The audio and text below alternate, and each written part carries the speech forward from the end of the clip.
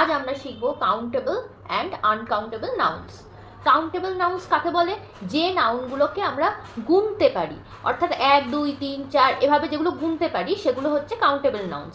যেমন অ্যাপেল, হ্যাঁ অ্যাপেল আমরা গুনতে পারি, যেমন অ্যান অ্যাপেল, একটি আপেল, 2 অ্যাপেলস, দুটি আপেল, 5 অ্যাপেলস, 5টা অ্যাপেলস, এরকম। কাউন্টেবল নাউন সিঙ্গুলার ভার্বও ইউজ করে, প্লুরাল ভার্বও ইউজ করে। যখন একটি বোঝাবে, যেমন অ্যান অ্যাপেল, তো একটি বোঝাবে যখন তখন সিঙ্গুলার ভার্ব ইউজ করবে, আর যখন একটার বেশি বোঝাবে তখন হচ্ছে প্লুরাল ভার্ব ইউজ করবে। আনকাউন্টেবল নাউন্স হচ্ছে যে নাউনগুলোকে আমরা গুনতে পারি না, হ্যাঁ, অর্থাৎ যেগুলোকে 1 2 3 4 করে এভাবে গোনা যায় না, সেগুলো হচ্ছে আনকাউন্টেবল নাউন্স। কি?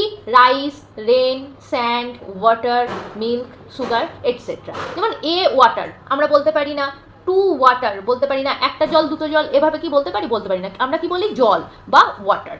ওকে, যেমন এ সুগার হয় না, সুগার হয়। Uncountable nouns always